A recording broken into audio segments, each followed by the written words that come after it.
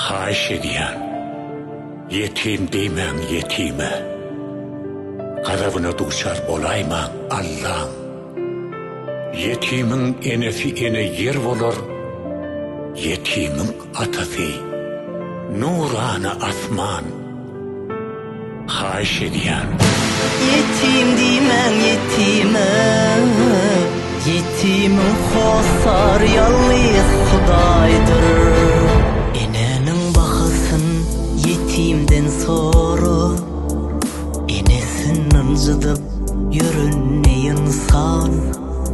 Atanın bakasın yetimden sonra, atasın ıncıdıp yürün ey insan. Enenin bakasın yetimden sonra, enesin ıncıdıp yürün ey insan. Atanın bakasın yetimden sonra, atasın ıncıdıp yürün ey insan.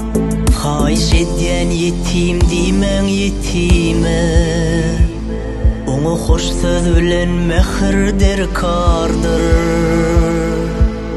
Yetimin önüne beygakali, arkasına bolsa Hudayı bardır. Hayiş ediyen yetim deymen yetime, yetimin hosar yalnız Hudaydır. Enenin bakasın yetimden sonra, enesin ıncıdıp yürün ey insan. Atanın bakasın yetimden sonra, atasın ıncıdıp yürün ey insan. Enenin bakasın yetimden sonra, enesin ıncıdıp yürün ey insan. Atanın bakasın yetimden sonra, atasın ıncıdıp yürün ey insan.